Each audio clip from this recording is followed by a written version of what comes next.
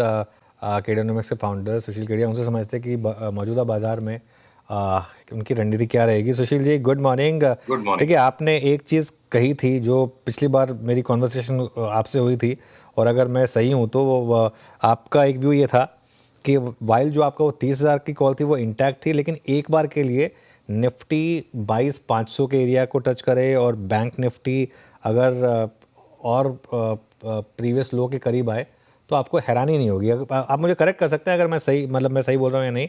तो वो मूव हमने अब देखा निफ्टी में काफ़ी हद तक प्ले आउट हुआ, उसके भी नीचे आ गए इनफैक्ट। क्या 21,900 बचेगा अब, ये जो डबल बॉटम था वो, और क्या यहाँ से अब आप लॉन्ग होंगे या शॉर्ट होंगे इस मार्केट में? तो अनुज, ये जो लेवल बेस्ड ट्रेडिंग है, इसका महत्व तभी है जब बाजार बड़े सामान्य हो। ऐसी असामान्य परिस्थिति में वो सामान्य ज्ञान काम नहीं आएगा। तो जब ट्रेंडिंग मार्केट्स हो, जहां previous tops, previous bottoms, prior resistance, prior support को कुछ हद तक आप रिस्क मैनेजमेंट का आधार मान के काम कर लेते हो, ये प्रायर सपोर्ट रेजिस्टेंस टूट जाने से सिग्नल जनरेट नहीं होते हैं। आदमी अपने आप को डिसिप्लिन रखने के लिए उन लेवल्स पे काम करता है कि चलो और मोमेंटम आएगा तो मैं लेता हूं। तो जब मोमेंटम ड्रिवन मार्केट हो, जब ट्रेंड ड्रिवन मार्केट हो, जब नॉर्मलसी का बिहेवियर हो, तब ये लेवल बेस्ड बातें काम आती हैं। मार्केट्स अभी एक्सट्रीम मिस बिहेवियर की स्टेट पे हैं। कृपया चार्ट दिखाएं पीसीआर, कि आप वॉलेटिलिटी इंडेक्स जब 50 के आसपास आ जाती है, ये देखिए 50 के ऊपर जा चुकी है। S&P 500 इंडेक्स की वॉलेटिलिटी कल 60 तक चली गई थी, और अगर विक्स इंडेक्स के जो फ्यूचर्स हैं वो ऊपर में 40 तक गए थे फ्यूचर्स। एक पल के लिए अनुज हम उस पुराने मैथ्स को वापस रिविजिट करेंगे जिसके बारे में आपकी मेरी बात ऑन एयर 2020 में हुई थी, जब हमारे इंडिया मार्केट के अंदर में भी इम्प्लाइड वॉलेटिलिटी 300 तक चली गई थी, और आपने मैंने ऑनलाइन ये बात की थी कि 50 के ऊपर जो वॉलेटिलिटी जाती है वो बाजार अनरियल हो जाता है। क्योंकि 50 के ऊपर की वॉलेटिलिटी का मतलब है मार्केट ये इंप्लाई कर रहा है probability of stock prices going below zero is more than zero. Positive probability of negative prices ये इस संसार में संभव नहीं, इसलिए इसको अनरियल मार्केट कहते हैं। तो जैसे इंटरेस्ट रेट जीरो के नीचे चली जाए तो फिर कॉर्पोरेट फाइनेंस के सारे मॉडल्स फेल हो जाते हैं। तो इस वक्त ये अप्रिशिएट करने की जरूरत है, अमेरिकन मार्केट के अंदर सारे quant finance models broken down है। तो जब इस तरह की severe breakdown and miss behaviour of markets हो, वहां लेवल बेस्ड ट्रेडिंग में इंसान बर्बाद हो सकता है। बर्बाद होने की रिस्क लेने के लिए लेवल बेस्ड ट्रेडिंग करो, रोज दोनों साइड रॉन्ग हो जाएगा आदमी। तो इस वक्त एक तो लिवरेज को अबैंडन करना पड़ेगा। लिवरेज चीजों की स्पीड को एक्सट्रीमली बढ़ा देता है, और जितनी रफ्तार से मार्केट 5% ऊपर 5% नीचे हो रहे हैं, इस रफ्तार को हम में से कोई भी यूज टू नहीं है। और इसके साथ अगर हम लिवरेज भी यूज करेंगे तो तबाही की गारंटी तकरीबन तकरीबन है। तो अगर हमें लिवरेज भी यूज नहीं करनी और टिपिकल वाली ट्रेडिंग भी नहीं करनी, तो इसलिए टिपिकल वाले लेवल्स को हम यूज नहीं करेंगे। इतनी सारी सावधानियों को कहने के बाद मैं अपनी बात का, आपके प्रश्न का डायरेक्ट उत्तर दूं। ये भाव ऐसे हैं कि मुंह में पानी आने लग गया है कि हाँ माल लिया जाए और कैश को बर्न किया जाए, जो भी घर में कैश है। पर अगर 2-4 दिन थोड़ा सा इस बाजार को संभल के बाइंग के पहले सपोर्टिव पैटर्न्स, बाइंग को सपोर्ट करने वाले पहले पहले पैटर्न्स भी अभी तक अंकुरित नहीं हुए हैं, उनको अंकुरित होने का अगर हम इंतजार नहीं करेंगे 2-4 दिन, तो मुंह में आता आता पानी कहीं आंख से पानी नहीं निकाल दे। इसलिए मेरा उत्तर ये होगा कि यहाँ बेचना तो बिल्कुल ही मतलब, या खरीदना ज्यादा ही तत्परता दिखेगी और बेचना उससे बड़ी मूर्खता दिखेगी। यहाँ सांस रोक के 2-3 दिन इंतजार करें और इस वक्त को गुजरने दें। ओके, चलिए तो अब एक काम करते हैं, फिर स्पेसिफिक्स पर आते हैं। पहले कुछ सेक्टर्स की बात करते हैं। यहाँ पर आपको पहले तो ये एक थोड़ा ग्लोबल मूड माहौल भी अगर आप समझा पाएँ कि जिस तरीके के ट्रम्प साहब के टेंट्रम रहे हैं, यूएस मार्केट 52 वीक लो पर आ गया, नैस्डैक 52 वीक लो पर आ गया, ये ग्लोबल समीकरण बैठ कैसे रहे हैं इस समय? देखिए, सारे संसार के ऊपर वो बातें लागू होती जो मैंने आपको मिनट 2 मिनट पहले कही, कि सब जगह माउथ वाटरिंग लेवल्स आ चुके हैं। वर्ल्ड की कोई इक्विटी इंडेक्स हो, देखिए ना, मतलब it Trump is a very very shrewd businessman. He has handled one of the biggest bankruptcies during his business career. और आज अमेरिका से बड़ा बैंकरप्ट कोई बैलेंस शीट नहीं है, और उस बैंकरप्सी को टर्न अराउंड करने की कोशिश कर रहा है इंसान। तो ये अनलीश होना, वॉलेटिलिटी का ये शेकआउट होना, ये थोड़े कि ये कोई संसार को खत्म कर देंगे, सारे लोग मूर्ख हैं। ये सैबर रैटलिंग और निगोशिएशन का एक्सट्रीम एंड है। 34% चाइना ने भी बोल दिया, इन्होंने बोल दिया, अब बोलते हैं मैं 50 करूंगा। आपस में बैठ के बातचीत करने का माहौल बनाने के पहले ये बोले मैं तुझे मार दूंगा, मैं तुझे मार दूंगा, उसने 34 बोला, बोला 50, फिर चाइना बोलेगा मैं 100% लगा दूंगा, जाओ मेरे को बिजनेस नहीं करना है। फिर कोई बीच में आएगा, 2-4 दिन में माहौल बनेगा कि इनकी समिट होगी, मीटिंग होगी। तो ऐसे ही रूसा रूसी मुंह फुलाने वाला जो काम होता है, वही बातें चार्ट्स में रिफ्लेक्ट हो रही हैं। चाहे अब आप ये नैस्डैक की चार्ट देखो, मैं आपको दिखाऊं, अगर अगर पीसीआर दोबारा चार्ट दिखाने की जहमत करे, ये नैस्डैक की चार्ट आप देख लो। ये कल अगर एक बॉटम फॉर्मेशन शायद कर चुकी है, और 2-3 दिन का समय मैं जाने दूंगा, डाउन ट्रेंड लाइन जो बन रही है इसके ऊपर जब ये निकले तो मैं थोड़ा दुस्साहस करूंगा। तो ये कल की जो कैंडल है, लगता है शायद बॉटम हो चुकी है। बॉटम के हम बहुत करीब हैं समय के अंतराल में।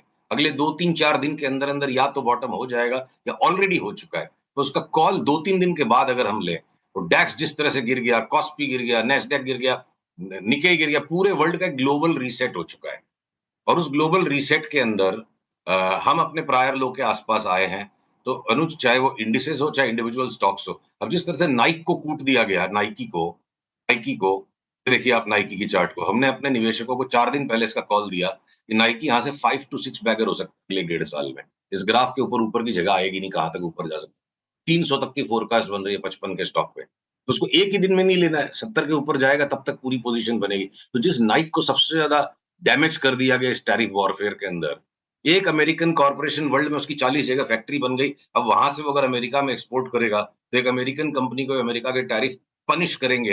एप्पल इंडिया से इतने फोन को आउटसोर्स कर रहा है वापस, यहाँ से एप्पल अपने ही फोन उठा रहा है, और इसलिए एप्पल को पनिश करेगी अमेरिकन पॉलिसीज। ये एक बार जो इरेशनैलिटी बनी है, ये सेटल डाउन होगी अगले 5-7-8 दिन में।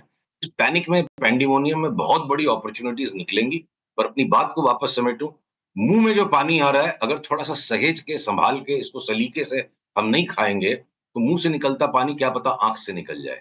बहुत तीखी मिर्चियां हैं, तो देख देख के भी खाना है। अगले 3-4-5 दिन में हो सकता है बाजार बहुत बड़ी करवट ले ले, और हमें थोड़ा सावधान रह के वॉच करना चाहिए। हम्म।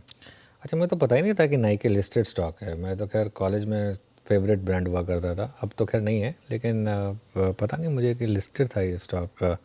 अच्छा कि आपने बता दिया। बट सुशील जी, ऐसा कुछ बताइए ना जो यहाँ पे लोग ले सकें, हर कोई तो नहीं ले पाएगा नाइकी। कुछ इंडियन स्टॉक्स बताइए। तो जितना भी है पूरा मार्केट देखिए, कुछ दिनों के लिए मान लीजिए अगर बैंक से भी नहीं घटे, वो कोटक महिंद्रा नहीं घटा, वो एक्सिस बैंक अगर नहीं घटा, और लोग ये जो मन गढ़ंत बातें जोड़ रहे हैं कि अभी टैरिफ का असर पड़ेगा नहीं एनबीएफसी पे और बैंक्स पे, इसलिए उनको ले लो। बाकी पूरे शहर भर में दंगा मचा हुआ है। तो जो 2-4 गलियों के अंदर में आफत नहीं पहुंची है, वहां जाके छिप जाओ, दंगा वहां पे भी आएगा। मार्केट की बीटा सब चीजों को इंपैक्ट करेगी। ऑलरेडी प्राइस्ड इन सारी चीजें। अगर सारे प्राइवेट बैंक्स के चार्ट्स, हमने पहले ही बात की थी कि एक्सट्रीम डाउनसाइड उनमें बनेगा आगे चल के।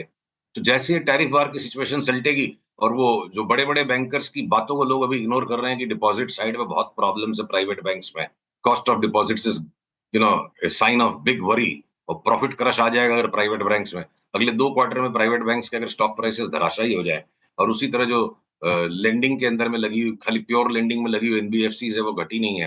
तो तो जो क्राइसिस हो चुका है, जहां आईटी स्टॉक्स एकदम बॉटम ऑफ द बैरल पे, उनको लेंगे नहीं और हम सेफ्टी में जाके बैठे रहेंगे, तो ये हाइपर इंटेलिजेंट हो जाने से कोई अच्छा इन्वेस्टर बन जाएगा, मैं नहीं मानता हूँ।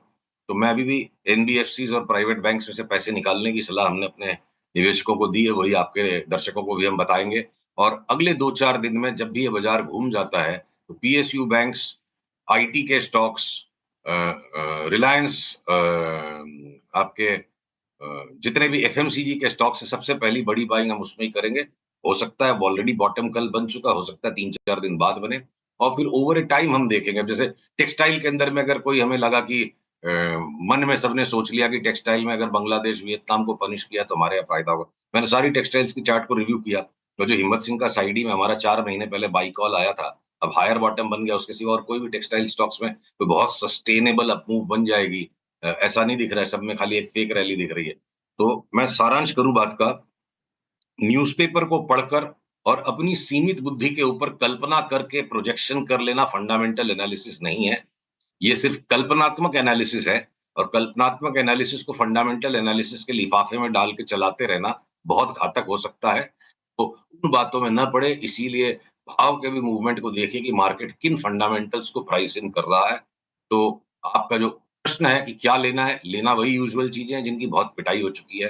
खाली उनमें रिवर्सल के कन्फर्मेशंस आने दीजिए। भय के वातावरण के अंदर में सबसे ज्यादा सेफ बेट जिसमें इक्वली गुड रिटर्न्स बन जाएगी, वो चाहे आपकी टाइटन हो, चाहे एशियन पेंट्स हो, चाहे हिंदुस्तान लीवर हो, चाहे आपके टाटा कंज्यूमर हो, ये सारी सेफ गुड बेट्स जिनमें सब में 30-40% का अपसाइड है, हम पहले उनको लेंगे। जो आईटी के स्टॉक्स को बहुत ज्यादा क्रश कर दिया गया है, जैसे उनमें रिवर्सल सिग्नल्स कंफर्म होंगे, अब उनमें बड़ी बाइंग करेंगे for playing a new high. जो रिलायंस को बिल्कुल पीट दिया गया, रिलायंस जियो फाइनेंस को बिल्कुल पीट दिया गया है, जो और घटने को रेडी नहीं है, हम उनको लेंगे। और फिर ओवर ए टाइम एक एक करके सारे सेक्टर्स बनेंगे। तो क्या नहीं लेंगे? सीमेंट नहीं लेंगे, क्या नहीं लेंगे? बैंक नहीं लेंगे, प्राइवेट बैंक्स और एनबीएफसी नहीं लेंगे। बाकी जगह पे थोड़ा लार्सन एंड टूब्रो अगर एकदम क्रशिंग पॉइंट पर आ चुका है और कल शायद उसने बॉटम कैंडल भी बना दिया और 2 दिन के बाद मेरे को कंफर्मेशन मिलेगा, तो हम लार्सन एंड टूब्रो लेंगे। टाइम टू टाइम वाली बात है।